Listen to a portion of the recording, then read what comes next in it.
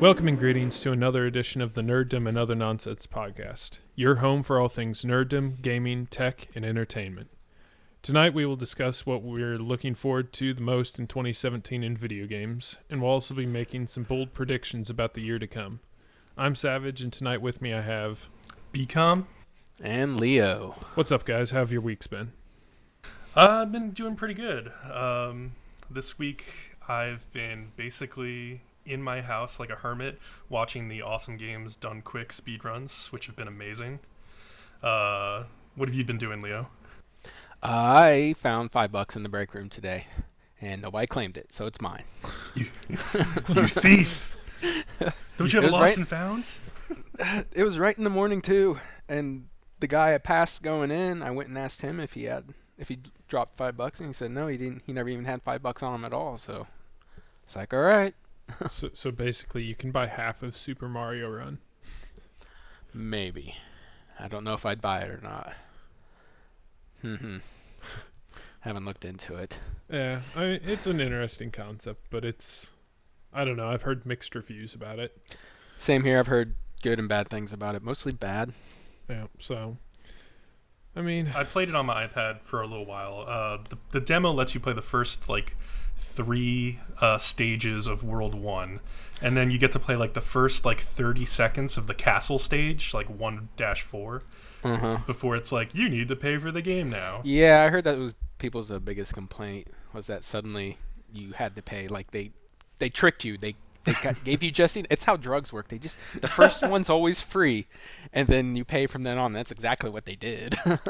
But surprisingly, Nintendo's stock has just dropped as a result of it because, I guess investors have said, you should have gone for more microtransactions like Pokemon Go and gotten people to spend more money. But... I think they should have, actually. I think the investors are probably right about that. But Nintendo came out and they were like, no, it's more or less because we want it to be family friendly. So if a mom sees that their kid really wants this game, she knows all she's ever going to have to put into it is $10 for her kid, and then she won't ever have to worry about them saying oh, I need more microtransactions and spending more money. That's nice for moms, but it's not how you make money on phone games. No, but does Nintendo ever really need any more money anyways? I don't know. Maybe. If they keep making enough consoles that fail, then yeah. Spend all their money on that. That's true. Speaking of other consoles, one thing I saw this past week, and I mean, I really don't do much other than work, come home, and watch, gaming and entertainment news. So, I mean, my week's always the same. But I noticed that after CES, I believe, the Razer booth, me being a Razer fanboy, obviously I noticed this stuff. Yep, I know what you're talking about. Razer had 2 things stolen from their booth at CES. They had... Was it the toaster? Was one of them that laptop? Please tell me it was. They didn't confirm what 2 items were stolen, but if it's the 2 that they revealed as these big pet projects that are just incredibly...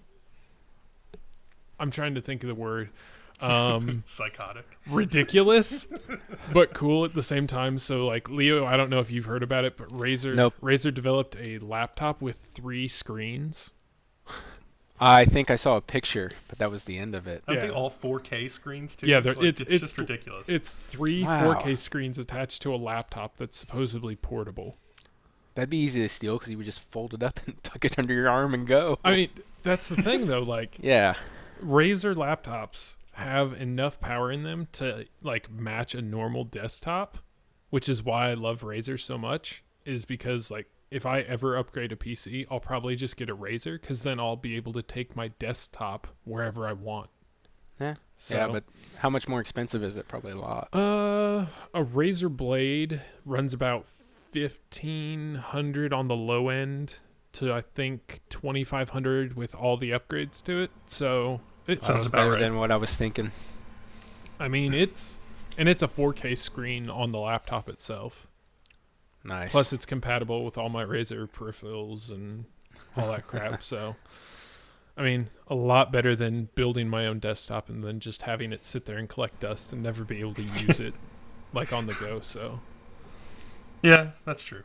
It happens, but no, I'm excited about it. Hopefully Razer gets their stuff back, because they put out a statement saying they were looking into how it got stolen, and then if it was corporate espionage or like what all of it was. And I was like, oh dang. So I mean, it's just one of those things that's you never really hear about it, and then when it happens, nobody wants to believe it. So,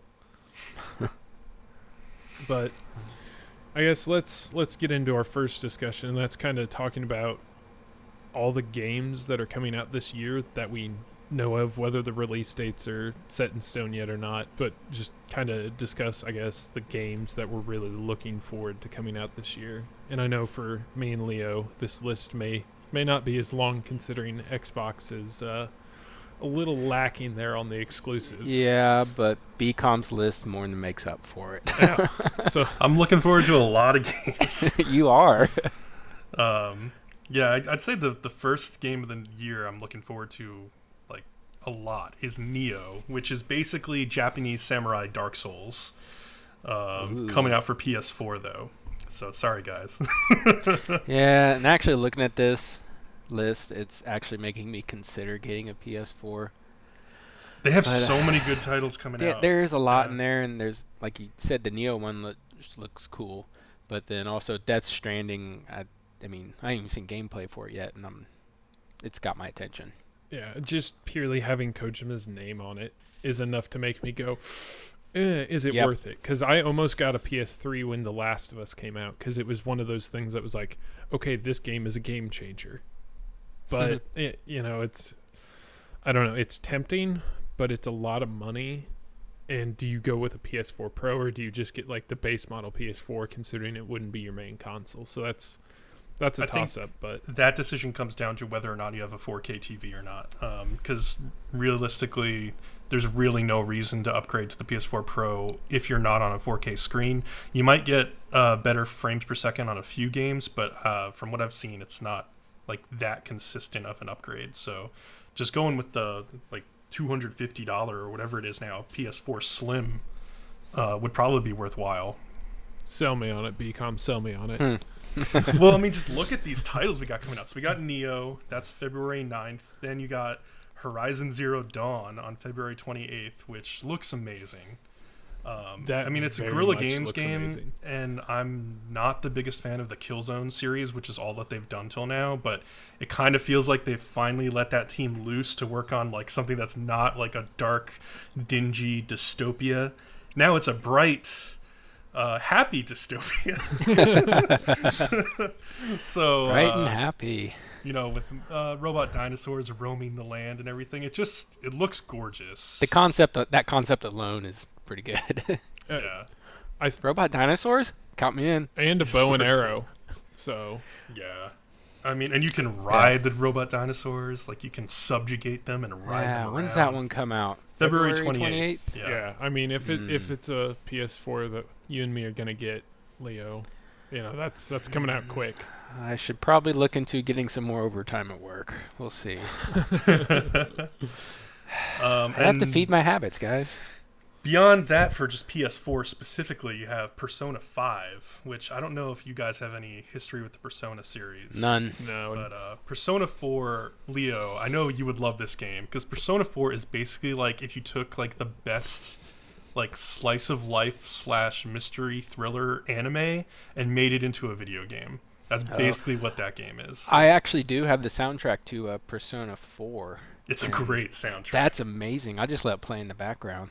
Persona 5 sounds like it's going to have just as good of a soundtrack. This one, Persona 4 was set in like the countryside. Like you're a kid who moved from the city to the countryside, and then there's some weird events going on, and you get sucked into a TV, and all your friends do too, and you have to kind of save people. So what type of game is this? So it's basically a JRPG where there are battles in dungeons, but like the dungeons are usually like a psychological aspect of like your friends or like enemies' minds.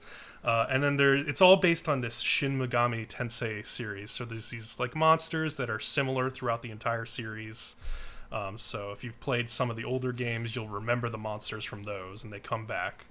But basically, you have a persona which does battle for you. And you can strengthen your persona and the personas of your party members by building social links with them, or like basically becoming closer or better friends with them. That's neat. Persona 5, though, is going to be set in Tokyo. So it's in a city setting this time. And I think the premise is that you and your friends are a bunch of like supernatural detectives who are trying to solve like some mysteries. But the cast design is really cool. Like, characters look amazing. The art design looks like incredible. Like, just the menus of this game are like flashier and cooler than like most other games. Like even that's like a draw. I mean, it's just so cool looking. Yeah, you had me at JRPG anyways, so. Yeah. I mean, if there was ever a reason to buy a game, it's the menus for me. We all know how MCC turned out with their interface, so. See? Master Chief Collection. Oh yeah. Man. So that's just PS4, but before that we get Mass Effect Andromeda, which luckily the Xbox One gets too, and PC. I will be playing that one on Xbox One. Did you guys ever play the first 3 games? Yep. Actually, I never finished the third game, but the first game is one of my favorite RPG stories ever. And then the second game built on all of the mechanics from the first game and made it like a better playing game. Yeah, and then, they improved on it. Yeah, greatly. Especially the end of that game, that sequence when everything sort of comes together was really cool.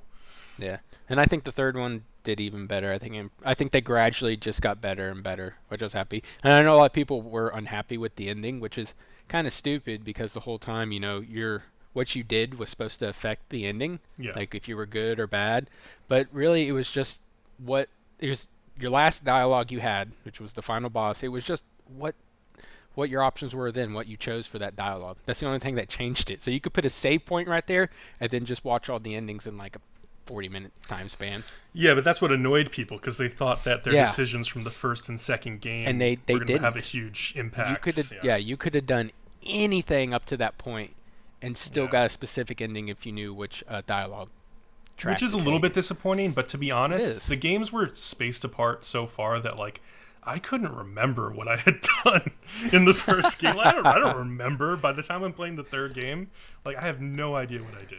Well, I do remember each game, especially the third one. I'd forget things like alien species or a planet or something, and I'd be going, "Oh yeah, I said that a lot."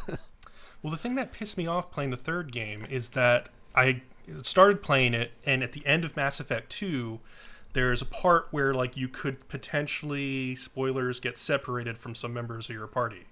Some light spoilers there. But anyway, in Mass Effect 3, there's a character named Morden who was no longer in my party, but apparently Morden has like the most emotional scenes in that game. So I felt like hugely let down because some random decision I made at the end of 2 meant that I didn't get to see that stuff in 3. So I just lost all will to keep playing. Yeah, in the first one you have like it was like Caden and Ashley. Yeah, and like basically you chose one of them had to die. Sorry, spoilers. Yeah, Caden had to die. Caden had to die. I killed Caden too. Yeah, because Caden is so annoying. He's the guy who voices in KOTOR. Like the smuggler character or whatever. It's the same guy. And I was like, I don't want to listen to your voice anymore. I've played all these KOTOR games. I'm done with you. Yeah, but talking about Mass Effect Andromeda, have you seen any of the gameplay trailers? What do you think? I know there's a lot of people that are worried about the fighting mechanics, and I am too, because I would prefer it be more of a first-person shooter. Yeah. But it seems to almost blend into a hack and slash a little bit, and I'm just ugh. Yeah, it definitely seems like a third-person shooter. I can't tell how well it controls from just watching the trailers, but I'm hoping it controls fairly tightly. Otherwise, it's going to be kind of... I mean, it looked like the person who was playing it was doing it seamlessly, but it could have been scripted, so we don't know. I mean, to be honest, the thing I care about most in Mass Effect is, like, the world building and the universe building and all of the various dialogue options. The story in general, which Mass Effect has always been strong on. And having sex with your shipmates. Yeah, especially the alien ones, because you can. So it's basically a video game version of Firefly? Yeah. It kind of is, especially this one, because like Andromeda is set in like a new galaxy apparently, and like so you're like on a ship with a bunch of people arriving there. It's farther in the future from where Mass Effect 3 ended. Yeah, see, I've never played any of the Mass Effects. I've watched, I think, in high school, which would have been like 2007. So I think it was the first Mass Effect, maybe Mass Effect 2. I don't remember. It was just after Halo 3 came out, so I was all Halo 3. But occasionally my friends would go and play Mass Effect, and I would watch them play it.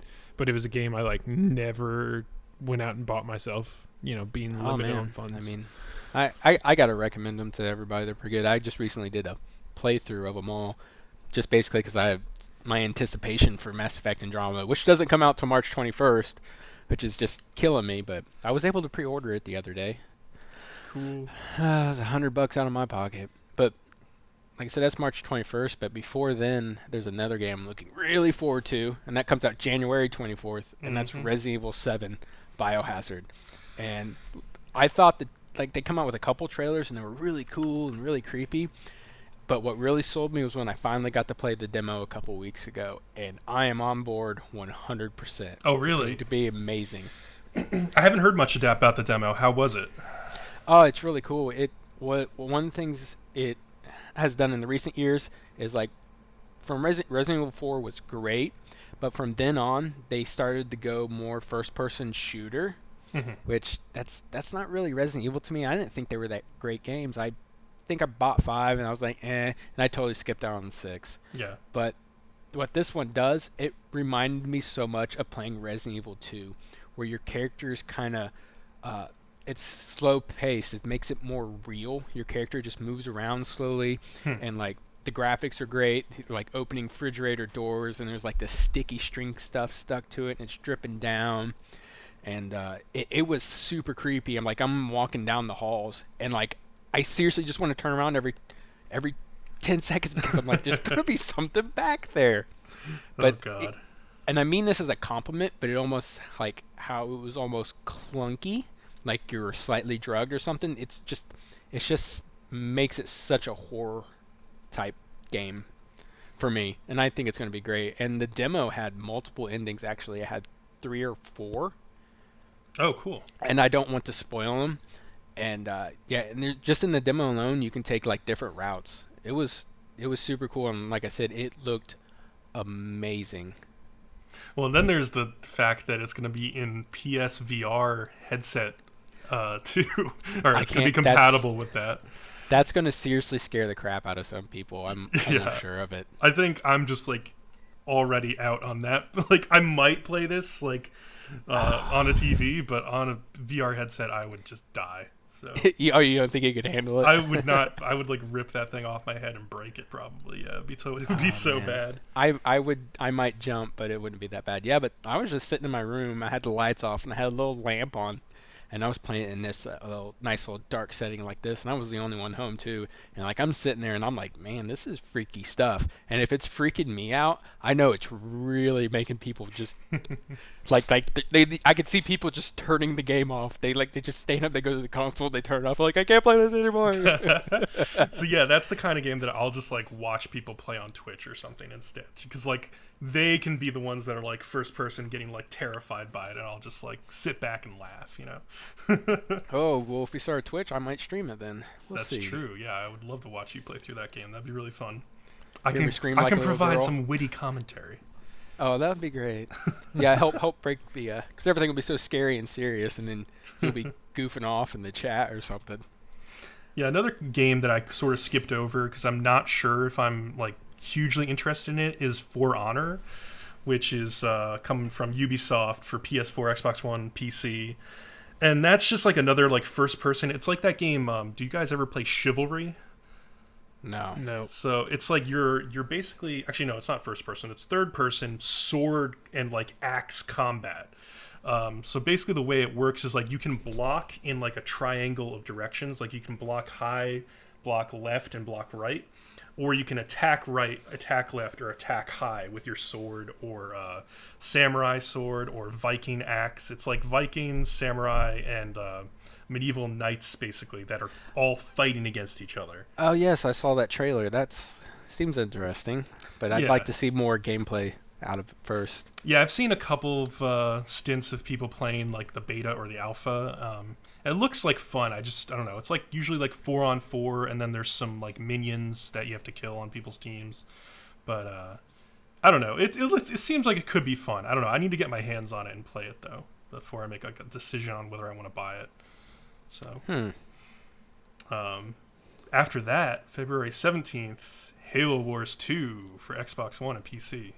I'll probably play that on PC. I like my strategy games. I need a mouse.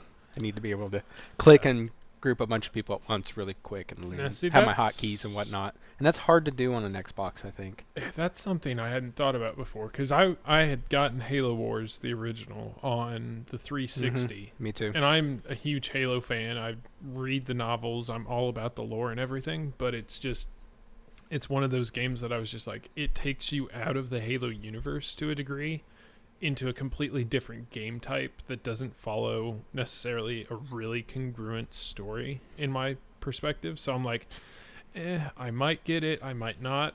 Chances are, just being a Halo fan, I'll probably buy it and then just like stick it on a shelf and say, hey, I have all the Halos still. But just so you have your nice Halo collection. Yeah. So I have a collection, but I don't know if I'll play it. But the idea of playing it on PC where I could use all my, peripherals and all that kind of stuff, that actually could be useful. So I think you guys are in luck, because Microsoft announced last year that any game you buy on Xbox that's like a Microsoft exclusive studio game, you get the PC version like for free. So I think if you buy it on Xbox One, it's cross-buy with like the Windows 10 store. Yeah. You just have to have Windows 10. That's right. Yeah, and I did that with Gears of War, so I can play Gears of War 4 on my PC if I had a PC that could run Gears. But I don't know. We'll see how that goes once it releases. I may go to like a Walmart or something and see if I can get my hands on some kind of demo for it. Yeah. Is there anything else you're looking forward to, Savage, before we just hand this off to Bcom because with the giant list? I'm looking forward to watching, not playing because I don't own a PS4, but I'm looking forward to watching Uncharted.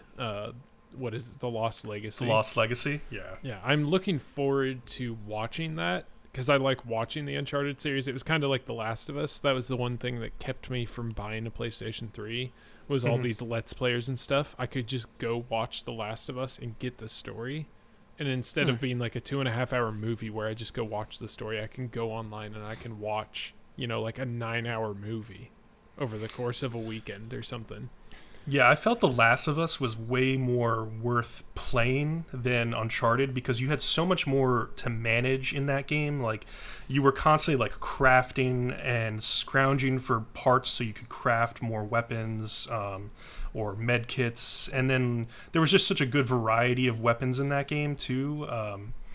And just the stealth system and trying to sneak around the clickers or decide whether you wanted to just like plow through them at any given moment. Uncharted is sort of just like a shooting gallery. It's like playing through an action movie, and that's great. But especially in Uncharted 4, there was like long jumping and climbing sections that just went on for like way too long and like sort of took me out of the narrative of that game.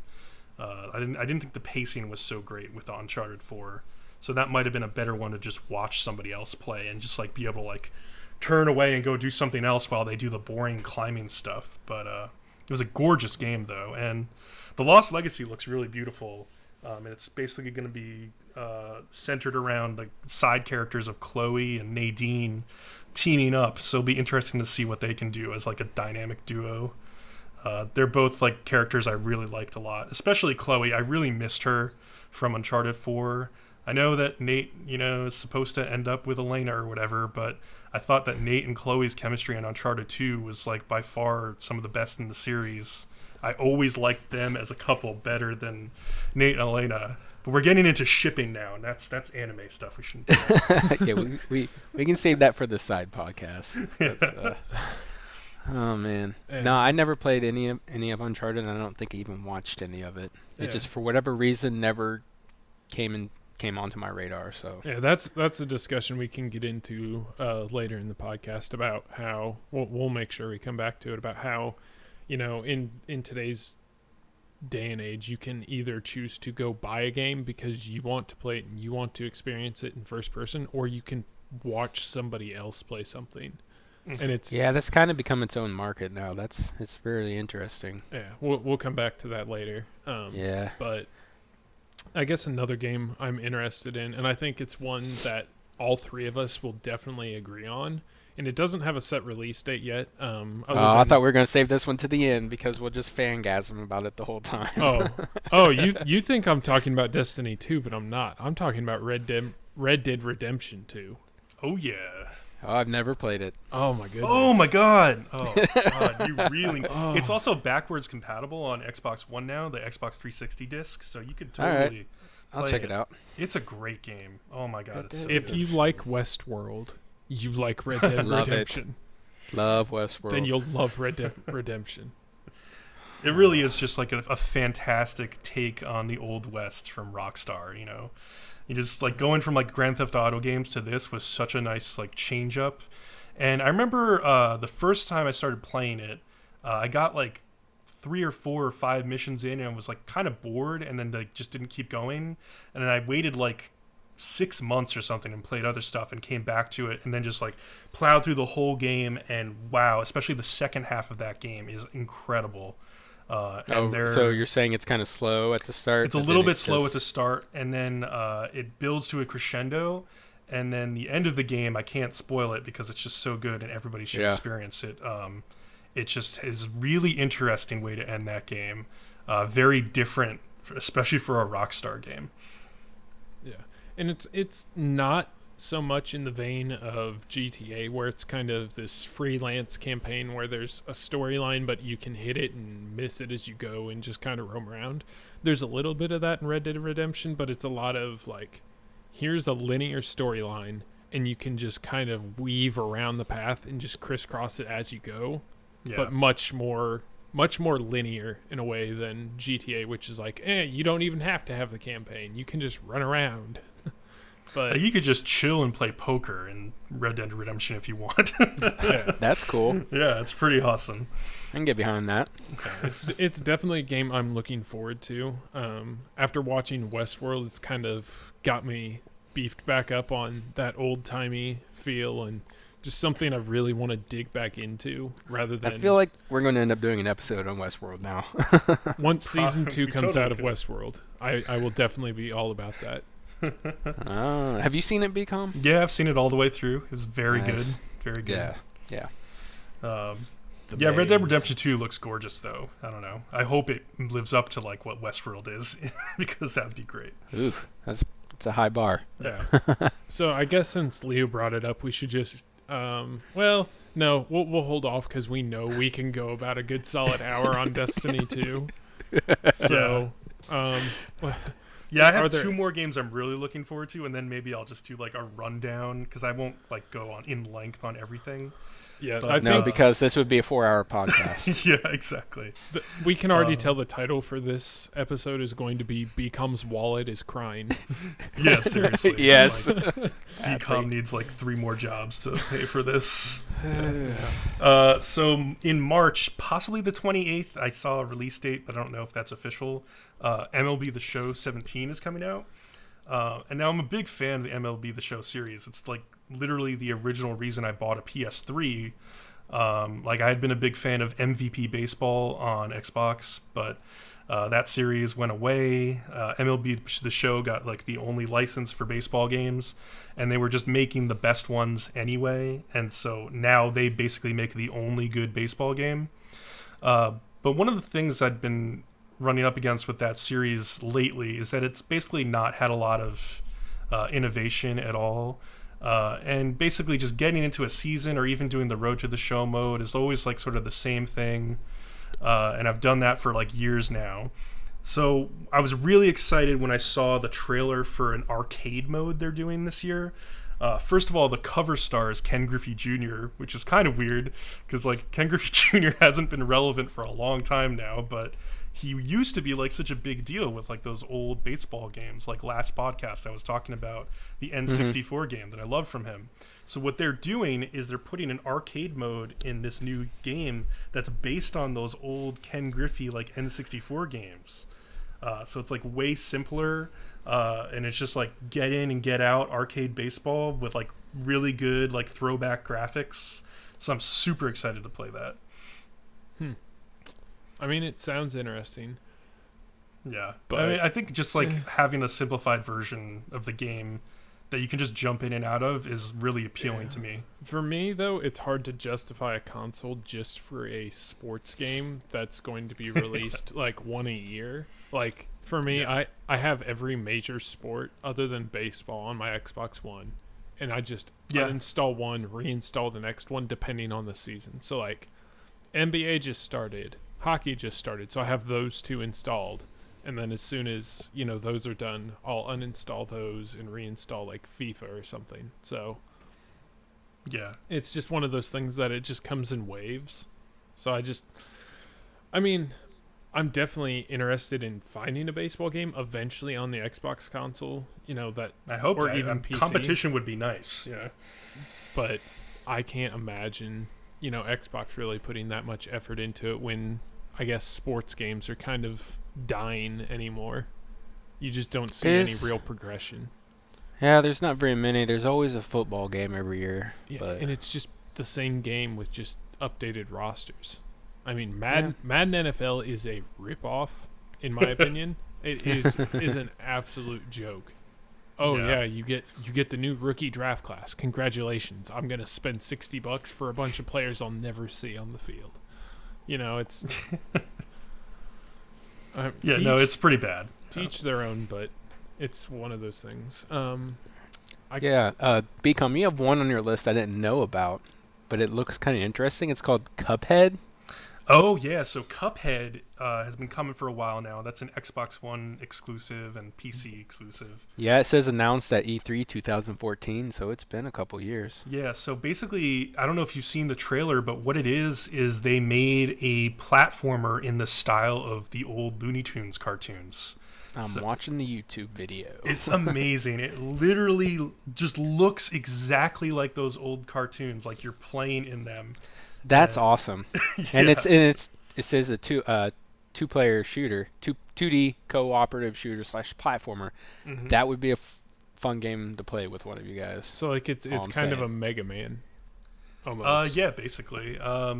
So it used to be kind of like a boss rush only, and then they got some feedback that people wanted to have more platforming bits in between the boss rushes. Now it's basically like platforming sections followed by a boss, and then more platforming followed by a boss. So it's very Mega Man-esque, just in this amazing Looney Tunes cartoon style. Oh, jeez. Just in looking at this article you linked earlier today, in the side like banner there, it shows a bunch of Mega Man 2 ads. So yeah, clearly that's very similar. Yeah.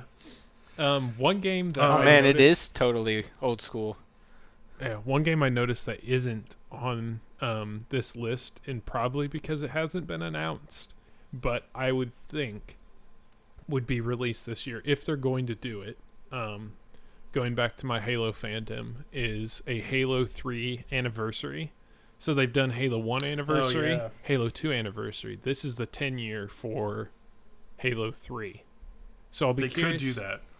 But I know Halo 5 Part 2 or Halo 6, whatever they decide to call it, doesn't come out this year, or at least it hasn't been announced. I mean, we could see a Halo announcement at E3, but I wouldn't imagine 343 putting out another Halo so quickly when Guardians just came out last year. I believe. Was it last year or 2014? 2014. Yeah, I was going to say probably 2014 because 15, 14, somewhere along in there. But either way, it hasn't been their typical 3 or 4 year span. So yeah, and I probably would have played more Halo, but I was distracted with Destiny most of the time. Yeah.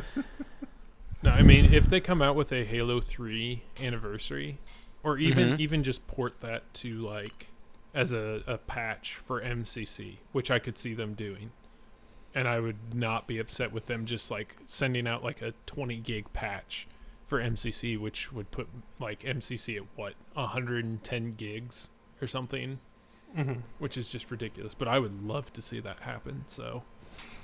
All right, well, I guess let me do a firing squad, go through the rest of my list so we can get on to what we want to talk about. But Rime is a game coming out sometime in May that's basically on everything, I think, including Nintendo Switch. And this is a game that's like a puzzle adventure game that's cel-shaded and looks a lot like The Last Guardian. I just like what I've seen of the art style of it. They recently just released another new trailer.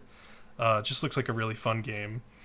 Ace Combat 7 is coming out sometime this year, and those games are always just like really dumb anime fighter pilot fun. Yeah, stupid fun. Yeah. So, and that I'm looks flying cool. a jet, Mom. The trailer looked amazing. Like, there's one shot of the guy with like his fighter pilot helmet on and like the visor. It just looks so badass. It's so cool. Got to go out and oot them spider monkeys. Oot the spider monkeys. Let's not explain that ever. So never. That's an inside joke.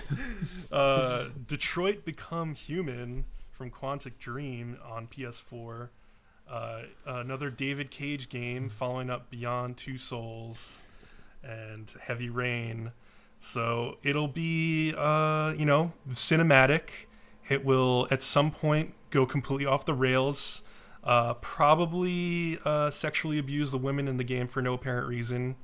And then you'll be left somewhat satisfied, but ultimately confused, is my guess. But, I mean, the premise for this one at least looks cool. It's, like, set in the future, and androids are sort of becoming... androids have revived the industry of Detroit. Instead of cars, they're building androids there now. But I guess they're becoming oppressed, and, like, some of the androids want to start to fight back. So it'll be interesting to see how that iRobot goes. the game. Oh, yeah. I was going to say Robot Uprising. This has been done a couple of times. Does that mean they're going to put Will Smith in it? I hope so.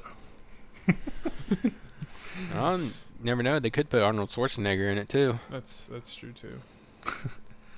Next couple games I have listed are Legend of Zelda Breath of the Wild, which I assume we're probably all looking forward to. Though I would love to play, but I doubt I will own either system.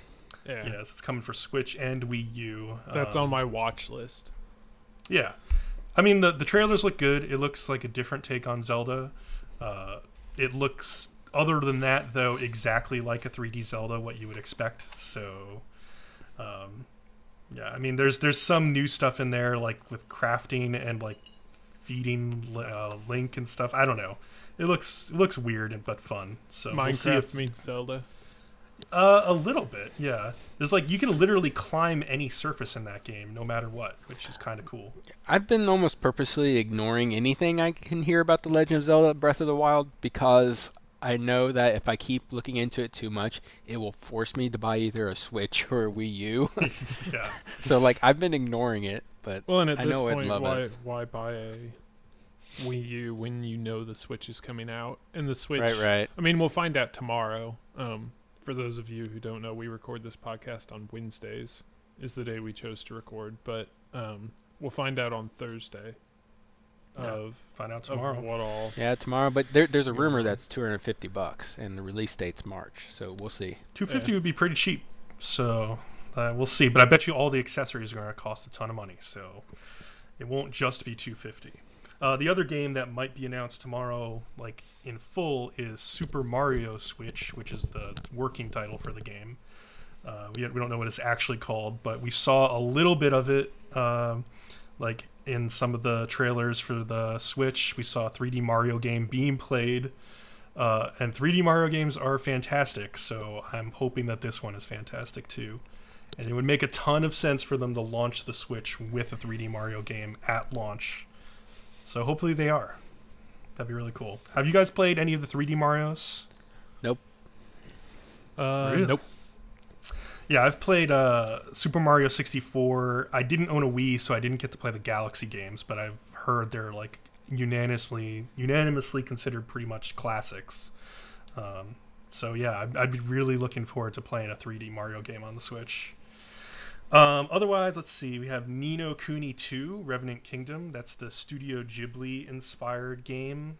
Ni no Kuni was on PS3, and it was a really long JRPG that was pretty good, but Ni no Kuni 2 is looking to like fix some of the flaws with that game and just looks gorgeous. The trailer I saw for it just looks straight out of a Hayao Miyazaki movie. So I'd be really excited to play that.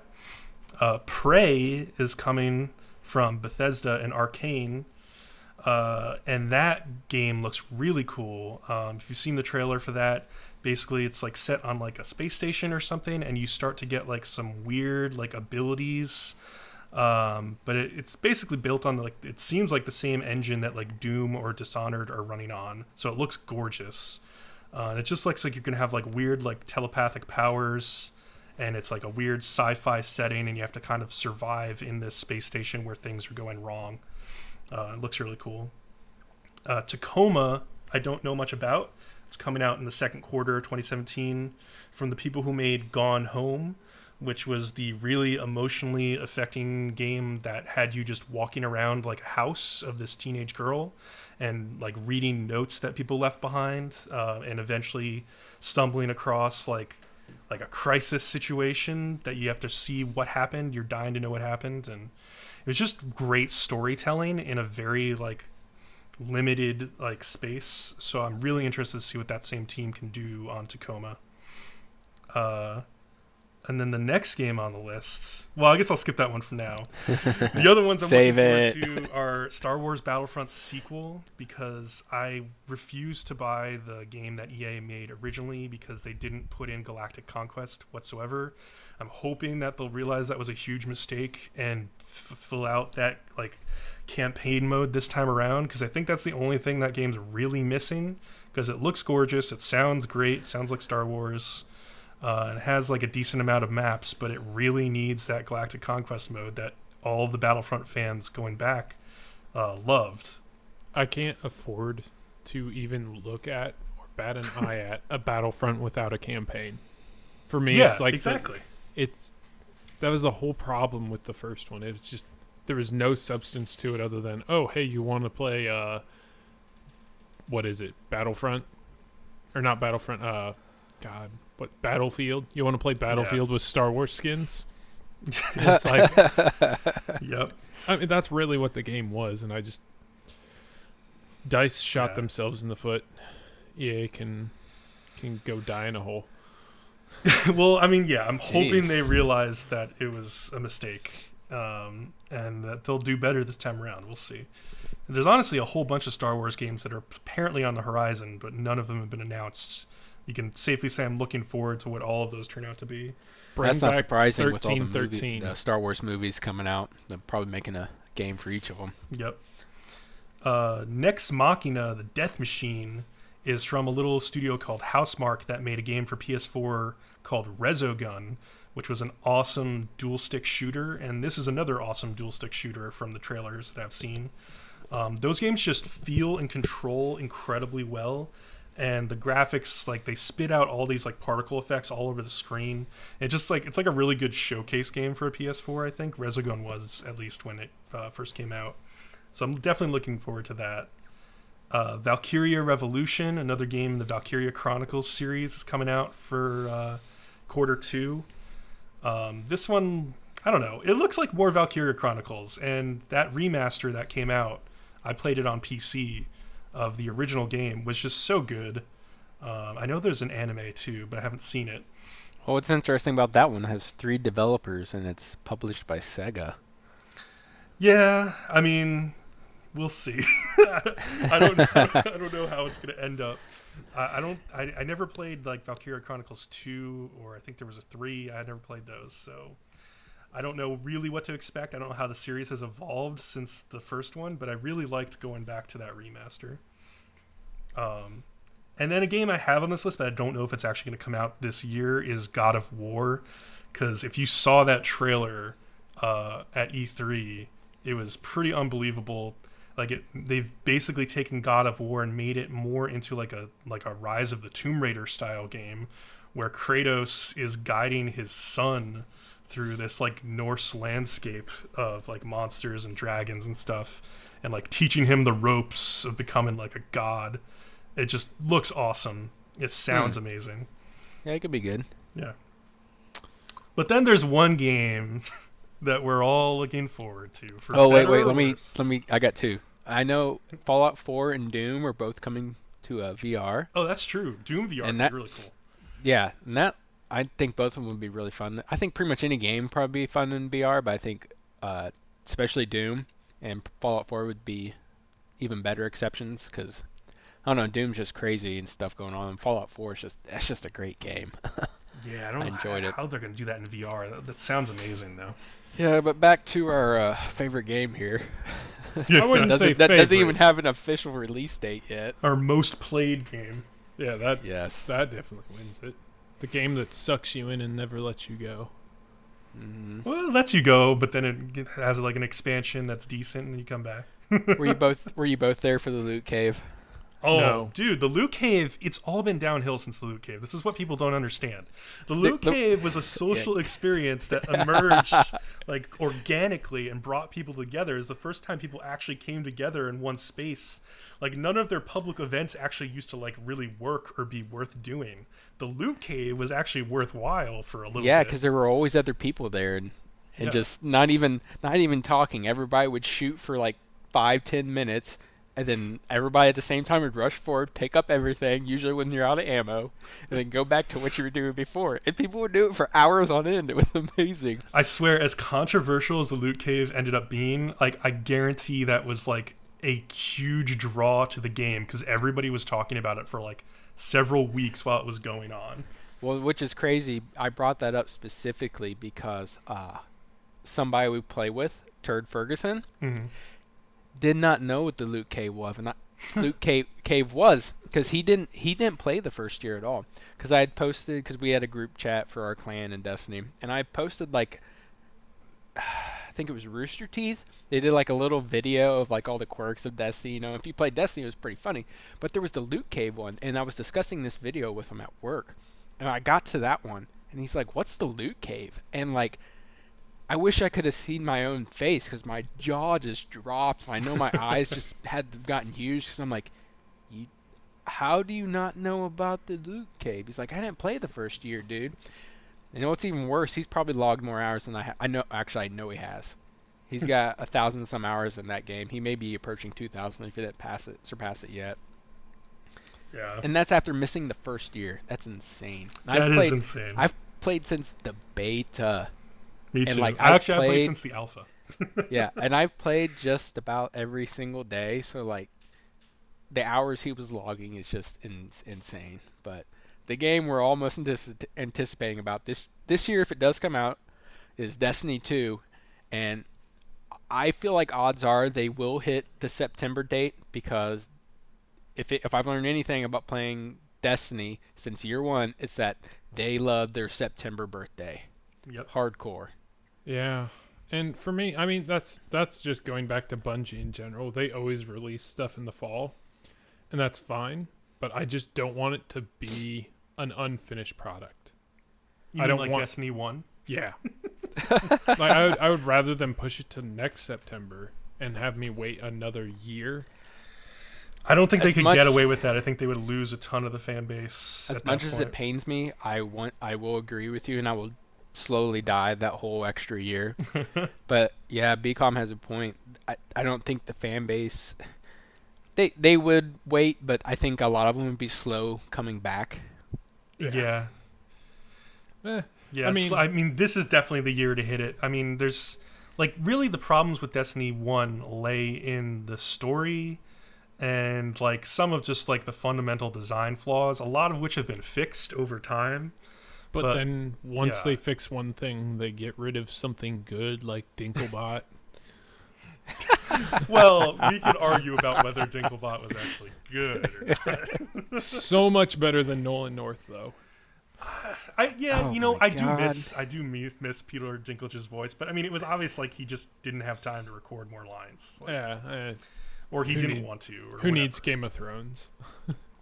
Well, he was super monotone, but I also believe that, they told him he's going to be a robot, so Yeah. Yeah, I guess he was soon to be monotone, but like it just didn't work too well. Yeah, for me when they There's switched, wizards on the moon. when they switched to Nolan North, it became more of Bungie trying to get back to like a Cortana type of thing, where it's like, okay, you want to have an AI with a personality, versus that's what I liked about Dinklebot was the fact that he was so bland and just nonchalant about it. Like, I don't care if you die, go fuck yourself. But like, I could argue both ways for both actors. So, but I think I'm a little bit happier with Nolan North. I like the like just the non-monotoneness because it helps to deliver some of the ghost lines. Definitely. Yeah. I don't know. I mean, obviously, like, the gameplay of Destiny is the thing that draws people back. Like, it has some of the tightest first-person shooter controls of anything around, on consoles at least. And, like, yeah, that's the reason I always kept coming back to it. Like, the multiplayer was always just super fun for me. The raids were always really fun. Yes. Just even grinding strikes, which is PvE was awesome because I mean now they have a lot more strikes. I remember year one, me and Dragon, we at one point it felt like every other match we were going against. What's the Cabal guy's name? Had to get rid of Valis Talaric. We would get Valis Talaric and like we would just boot and leave the orbit. But that was when there was only like 4 or 5. I don't remember how many there was at the beginning.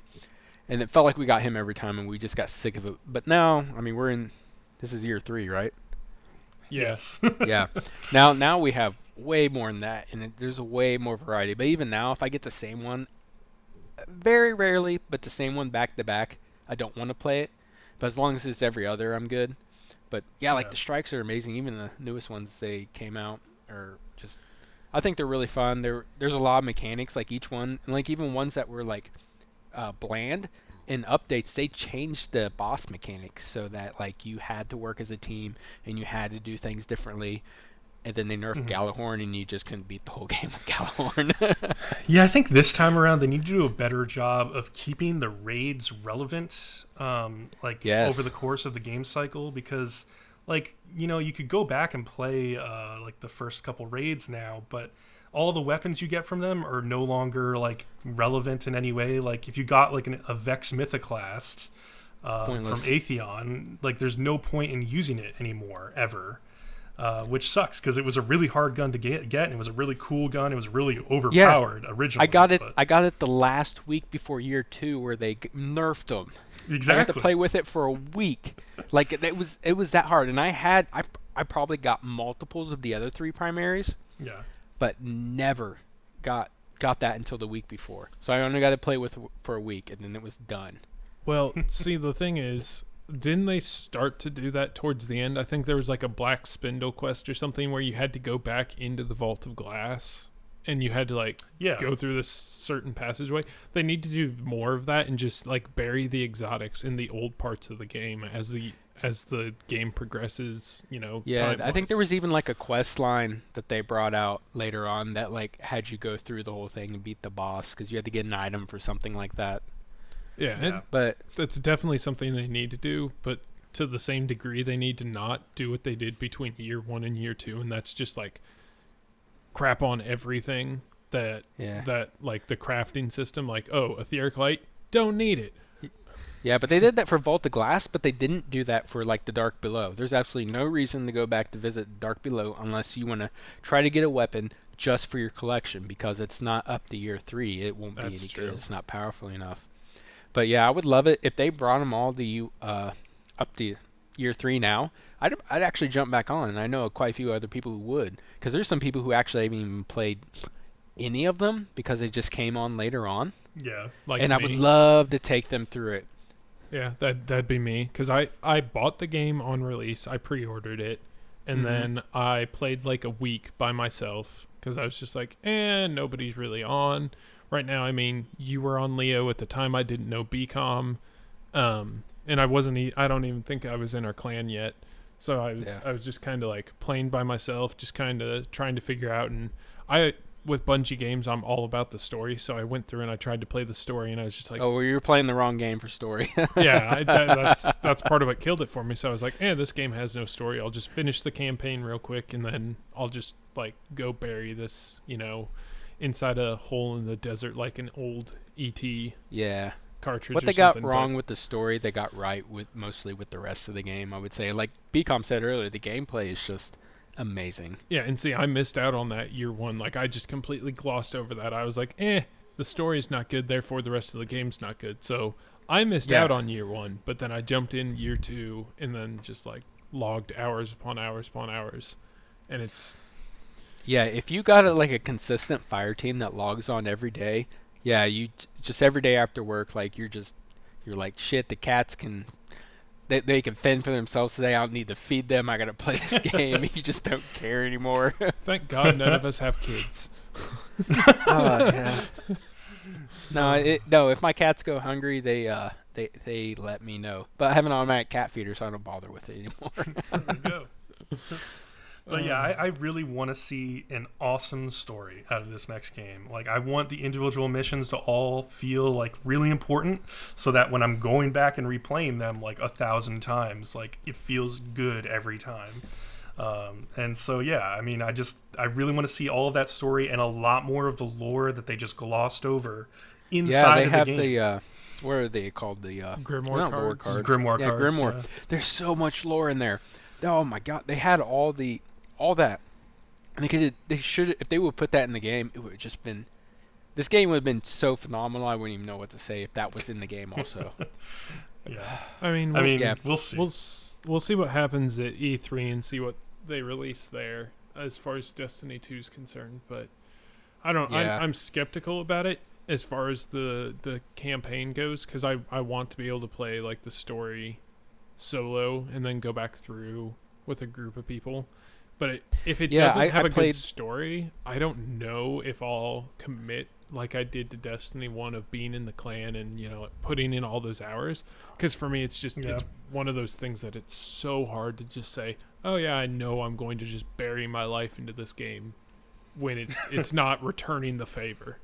Yeah, see, I took the rest of the week off work for the last DLC, Rise of Iron, and I played that solo because most of you guys were still at work that day. I played the whole thing solo, and like I thought it was great. And that's one of the things, I think each DLC, they learn from their past mistakes and they actually listen to the community, and they know what to do. So I really have high expectations for Destiny 2 because I think they've for the most part got it figured out. And they know they have a cash cow. They have a huge following of people. I think it's just, I really have high expectations. I know that I don't know, but I'm hoping. But we don't have any info in Destiny 2. I mean, do we? All we have is like some concept art. Yeah. And there's literally no info about it. And it's supposedly coming out in fall. Some posts of the producers and stuff saying, well, some of the content we were going to do for Destiny 1 we're cutting and pushing to Destiny 2, and then they released more expansions that they said they weren't going to, and so it's all kind of up in the air as far as what's actually going to be in the game. Yeah, well, I heard Activision had a lot of say, and like Bungie wanted to do this and this and this, and Activision was like, no, don't do this instead. And that was like a lot of the problems. But hopefully Activision listens. Keeps greasy hands off of it. Yeah, and lets Bungie do what they want to do, which hopefully that's what's proving the DLCs, because they've been gradually getting better. I haven't really heard anybody disagree with me. They have been learning from their problems. Oh, yeah, definitely. So maybe Activision knows. Yeah, maybe Activision knows to let Bungie just go and do what they want, because that's really what the community wants for it. But really, the only thing that we really need oh gosh is like Kate 6 jokes. 8 times as much vault space. That's all we need. Yeah. Oh yeah, it was Briar Rabbit, or yeah, I think it was Briar Rabbit. Earlier this week did a stream, and he was going through his vault space, and he was like letting whoever was watching his Twitch stream vote whether he kept it or not. And he was fortunate. They were very generous about it. Oh god.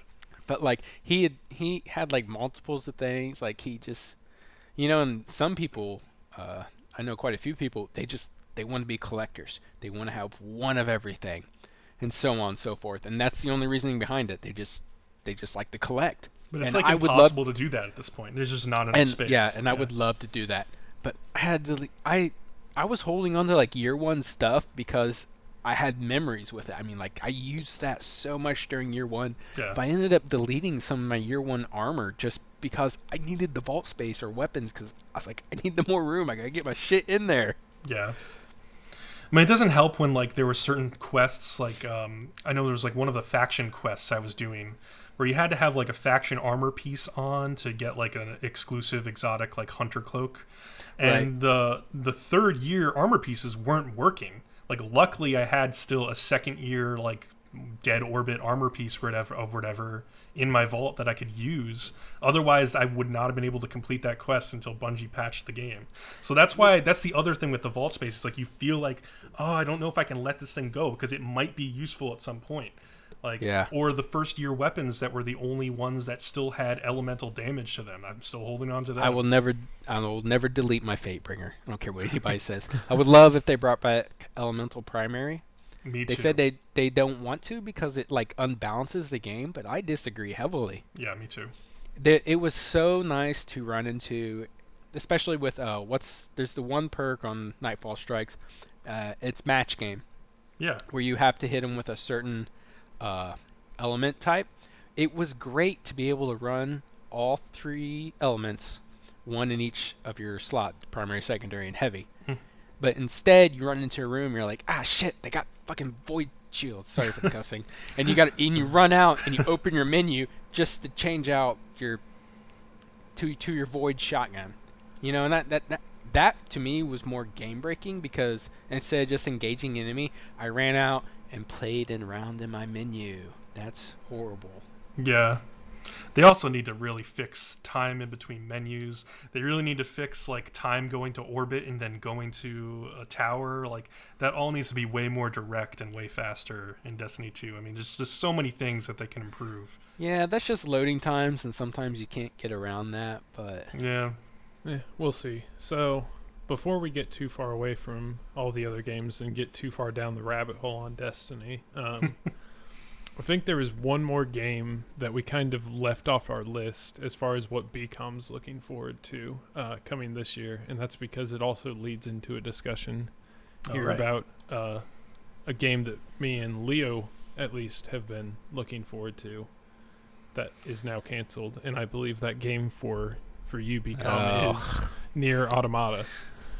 Yeah. I discuss. Yeah, Nier Automata from Platinum. I played the demo of that last week, and that is literally the smoothest controlling video game I've ever played, is that demo. You control, like, this, like, future girl who's, like, got like swords that, like, she has, like, sort of floating around her body that she can switch back and forth between, and you can chain combos with them. Then you also have, like, a floating robot that will shoot bullets for you at, like, enemies. So this game, like seamlessly goes between being like a slasher, like, to like a shoot 'em up, like even like top down shoot 'em up at times, or a side to side shoot 'em up. It's just really inventive. And then the bosses are awesome, and at one point you get like a mech suit that you can fly around in, and you can like rip the robot's like arm off of him. This is like a gigantic mech that you're fighting, and beat him to death with his own arm. Like, it's just like the coolest thing I've ever seen. It's such a great demo. Everybody should download it and play it if you have a PS4 or a PC. Yeah, I guess it's coming for PC eventually too. I see. I saw the gameplay for it. It looked pretty cool. Yeah, but the thing about Platinum Games is, while they're developing that game, they just canceled Scalebound, which had been in development for years, and just looked. Oh, it destroys my Xbox One lineup for this year, because it was one of the exclusives I was really looking forward to, and then Microsoft just kind of like cut ties and wiped their hands clean of Platinum Games, and I mean, there's not much you could do about it, but it's just like, it looked like it was so far in development, almost ready to come out, and then they just it's gone. And the gameplay was amazing. Didn't they show? Was it at E3 they showed a trailer? It was either E3 or E3 2015, even maybe. They've been showing it for a while. So Yeah. But like Savage just said, it looked like they had the meat of it mostly done. But then, so it's just weird that they canceled it. And they sent out I don't know, just a cancellation of it.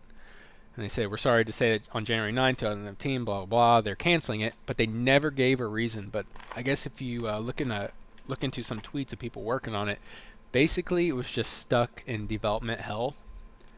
And that's the only reasoning we get from it. Even though it looked as good as it did, and it just makes you wonder where it went wrong and why. Yeah, I mean, I was looking forward to the music of that game because like the stupid douchey like Devil May Cry protagonist guy was like constantly wearing headphones and stuff, and like I was honestly just like looking forward to the soundtrack of that game while you go around and like beat up stuff and ride your dragons and fly around. It seemed like just a fun beat 'em up game. Oh, that made me remember one of the trailers where it was like you and like three other of your buddies like flying around on your different types of dragons, like fighting a boss and everything. Like, I mean, that almost looked like a finished game. Yeah. Yeah. And I guess that's the difference between publishers. When you have like these giant publishers like Sony Interactive or Microsoft Studios or, giant public Activision. God, I hate Activision, but just Activision in general versus like. But yet you love Destiny. Yeah, I love Destiny, but I hate Activision, and it's just one of those things like EA, Activision. Those are the giant ones that you're just like, okay, take my money because you have the rights to the IP. But like that I guess also leads us into a different discussion of with this downward trend of these big franchise sequels. So like Gears of War 4 didn't do as well as it should have. Call of Duty hit an all-time low for sales numbers as far as in the modern era of Call of Duty games. And I've kind of noticed there's a shift between these big, franchises that are just putting out sequels, they're 4 or 5 games into this shift of like there's a lot more indie games and independent developers that aren't going with these Ubisofts and things like that, and they just push out these really nice, really polished games that there's no development timeline on. So like, I mean, this past year we saw Inside, Firewatch, games like that aren't necessarily your FPS games, but they're just really well put together, and they just have these great storylines that people just, I think, seem to be attracted to. So I was kind of wondering what your guys' thoughts are in this shift we're seeing, I guess, from these big box, big name publishers to these independent games. Well, Leo, you go first. Okay. Well, a lot of people, games aren't really known for their storylines. Lots of people will say that, they have a storyline, but that's not the main focus of it. But the way you were wording it sounded like they were focusing more on the storylines for once, which is a very different development from current games for the most part. Yeah. Inside and Firewatch especially were very narrative focused. Yeah. But Inside also had like a lot of really cool gameplay elements to it as well. Firewatch, not so much. That was more of like a click-through storyline, kind of like a Telltale series almost type of game. But like, an Ori and the Blind Forest and Inside, those things had such great mechanics to it as well, with just this great story that it's the reason those games just skyrocketed. Or even a game like the Witness from Jonathan Blow, who made Braid previously, was just like a brilliant puzzle game set in a first-person world that kind of like Myst, but more puzzles than Myst, like unwrapped a like amazing island like the further you dove into it. And that was an indie project as well. I mean, it's just, there's so many more unique things coming out of indie and like mid-level studios than out of the AAA studios, even though there were a lot of great AAA games last year. Yeah, I guess I'm not saddened by it at all. I love to see independent developers, but it's just one of those things that I wonder how it's going to impact the industry as a whole.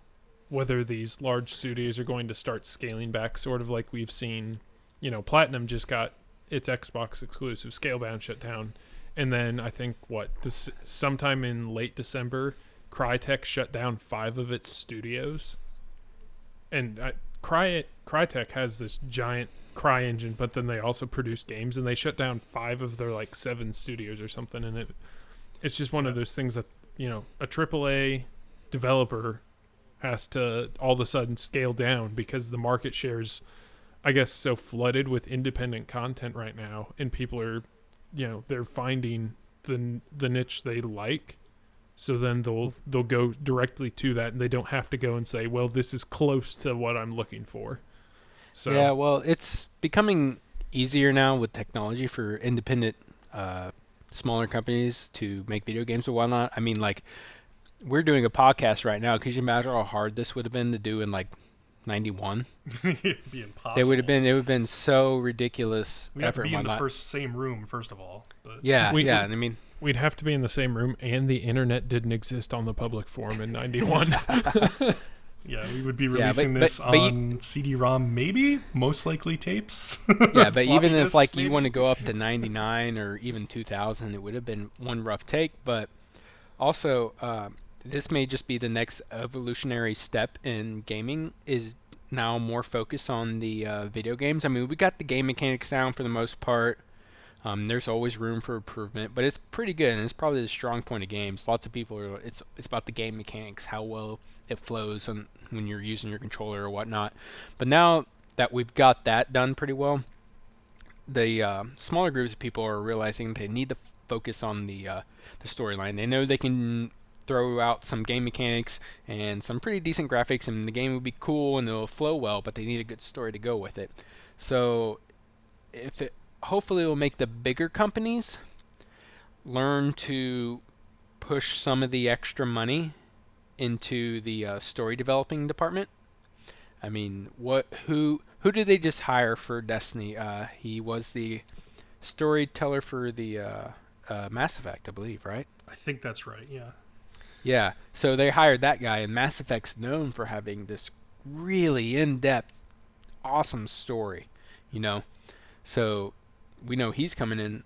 I managed to bring us back to Destiny. Of course you did. Oh, but yeah, they managed to bring him back to Destiny, so like that's another upside. So like maybe because we know Destiny had the game mechanics down, they had basically for most parts they had everything down except for the story mostly. Mm-hmm. If their story, like I said earlier, if their story would have been great, then the game would have been just phenomenal. It should have won like every award, even if it wasn't even in the genre, I believe. But yeah, I mean, while last generation I was like primarily an Xbox gamer, it's because they had great games and great exclusives. And this gen, like Sony has just been mopping up, and it's been like a huge like corporate like plan for them. Like even at E3 last year, you could just compare those two press conferences. Xbox was announcing like their Scorpio, and it was like, announcing like Windows 10 Xbox compatibility and cross-buy and stuff, all this great stuff.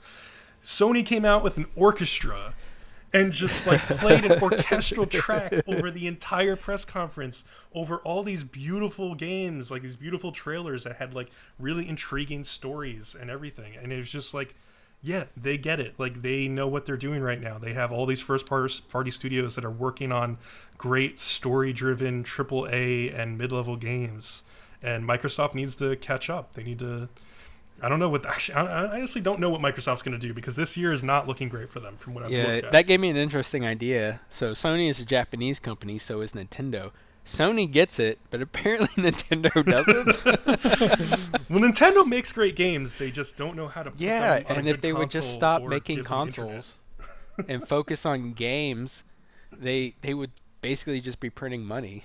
Well, the first step is tomorrow night with that Switch reveal. I mean, that's gonna that stream is gonna be so heavily watched. Like everybody is dying to know what they're gonna say. It's gonna be all about the Switch, and that's not what we want. I think we want the Switch, but we also want a good like palette of games to play on it. You don't want just like, oh, here's your 3 staples of Nintendo. Here, go play for 6 months before we release another game. They have to confirm Zelda. They have to confirm Mario in the launch window, if not right at launch. And then they have to confirm that they have backwards compatibility for some games coming in at launch, like some really classic games like Smash Melee, Super Mario Sunshine, I think has been rumored, like games like that. And explain how going forward, if you buy a game on the Nintendo Store, you will own it for life on Nintendo consoles. Because if they don't do that, if they just make you continue every cycle to buy their old games one more time, nobody's going to stick around for that. Like Xbox and PS4 are both doing it right with backwards compatibility. Well, Xbox actually is doing it better than PlayStation at the moment, I think. But at least you can play the old games. That's because Xbox has a lack of new games. Yeah. Yeah, possibly. But that's also why I revisited all the Mass Effects, because I have all the discs. So I just threw them in and let them download real quick, and then I played them because it was free, and I'd already purchased them. Yeah, that's definitely true. So I guess one thing, one more thing, if I want to sound like Steve Jobs for a minute, is how, in addition to all these, AAA developers' sales dropping, is there's also been a big shift in pre-order. And I know you said you pre-ordered a game earlier, Leo. Yeah, Mass Effect, I pre-ordered the $99 version, and I'm sad about this. For Mass Effect, I had to have it. And I also have a Resident Evil pre-ordered also. I have Persona 5 and Horizon Zero Dawn collector's editions pre-ordered, yeah. And that's do you have them digitally pre-ordered or physical disc pre-ordered? Physical digital. Through Amazon, yeah. So that I do digital. See, and that's the thing, is to me it doesn't make sense anymore to pre-order any game, even Halo for me, because with digital download, you don't ever have to worry about like the stores running out of copies and not knowing when they're going to get a shipment in. So unless you're literally there to collect the physical media and be able to like put it on display or something, what reason do you have for not just saying, I can wait a day or two, see what people are saying about the game, watch some Let's Plays or something, see what's really out there in the game, and then go and say, yes, this game is for me. No, I'll pass on this one. Or in the evening when, like you say, you ordered off Amazon, it doesn't come till 3 or 4 o'clock in the evening. Yep. When if you just did a digital download, you wake up and it's there. No, let me tell you, I've never actually pre-ordered a game and then not had it come and then just digitally downloaded it that day anyway. I've never done that. Yeah, how many times did you buy Overwatch? Like 2 or 3? Man. Yeah, sounds like there's a good story there. Bought Destiny twice too, but yeah. I have Destiny on a hard copy, which is weird. Well, actually, Destiny was my last hard copy I ever bought. Well, Everything else has been digital afterwards. That brings us to, I guess, another topic in that Destiny, when Rise of Iron came out, Microsoft went, and you can go test this. Maybe it was just a one-off on my Xbox, but when Rise of Iron came out and I downloaded that DLC, I no longer needed my physical disc copy of Destiny in my Xbox to run Destiny. Yeah, that was a weird thing. That was cool, though. It became, is it? I haven't noticed. Yeah, it became digital, so I didn't have to have Destiny in. So if I wanted to, I could put Halo 5, my physical disc of Halo 5 in, and if I wanted to, like, I could just switch seamlessly between the two of them and not have to get up off the couch to swap discs.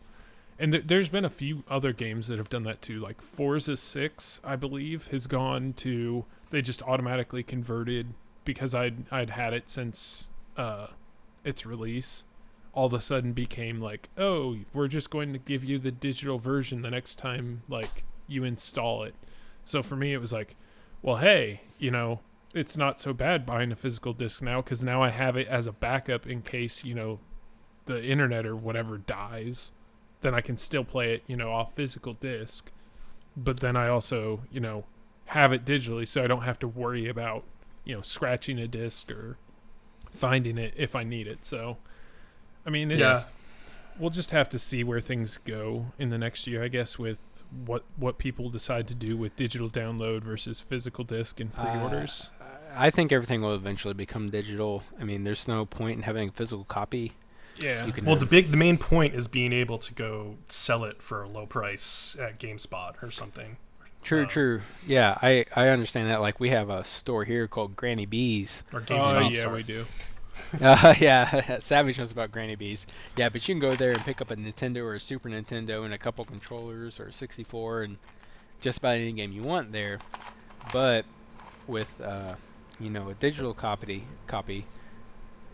so each year or just even each month, the game prices will drop. So eventually, you probably can just purchase any game for 99 cents for the most part, especially if you're Nintendo or Super Nintendo.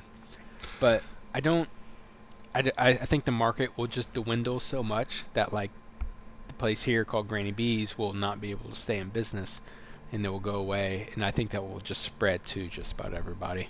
Well, and speaking specifically to that store, I had gone in there maybe 6 months ago. Was the last time I went in there. And I haven't been there for a year or two. Yeah, they have quit buying games because they're so overloaded that, like, nobody's going in there to buy stuff. So they quit buying things from people trying to trade it in. Yeah. Wow. Just because they're overpacked and they're like, no, we can't take any. Like, because they have 60 Nintendos and 64s and Super Nintendos in the back. They're like, we don't want to buy anymore. yeah, they're not going to be able to afford it because it's just going to end up like a bad episode of like Hoarders or whatever. Because that store is overflowing with stuff as it is, and it's just nobody's going in there to buy it because everything's digital now. So, and with that, I mean, I think being able to switch from physical disc pre-orders to digital download is going to maybe hurt some of the mid-level developers and even like some of the indie developers as well, just because they're not going to get the funds as they're producing a game. So like a game preview, people will buy maybe the game preview on digital download, and that will be the way to do it, which I'm not a super big fan of. Having, here's an unfinished game, go ahead and play it, and then we'll just keep patching it eventually, and then there'll never be a formal release. But like, I don't know, not being able to bankroll on pre-orders is something that I think is going to be interesting to see how that affects developers in the future. So, yeah. And I think with that we'll put an end to this episode, and I don't know, maybe we'll have a Destiny 2, once we get some information about it, we'll have a Destiny 2 special podcast or something. Oh my, you better believe it, especially when Destiny 2 comes out. Oh god. Listeners, be prepared. There will probably be a segment, if at least a segment, and by in every podcast about every segment in every episode that we say something about Destiny, because we will be playing it so much. Yeah. So the only other thing I'd say before we wrap it up is that the Awesome Games Done Quick speedrunning marathon is still going. There was an amazing Doom 2016 speedrun where the guy just like completely ripped and tore that game apart, like, and was just jumping outside of the level like constantly. It was hilarious. And there was a Tetris with Cardcaptor Sakura speedrun, which was hilarious because it's basically Tetris the Grandmaster 3 or whatever, but with like Cardcaptor Sakura on the side of the screen, and whenever you get a Tetris, she says "Yatta!" and it's really cute. So everybody should watch that. But yeah, that marathon's still going on for a few more days on Twitch. All right. Well, that'll wrap it up for us this week. So we hope you tune in again next week and hear what other nonsense we have to talk about. See ya. Later. Peace.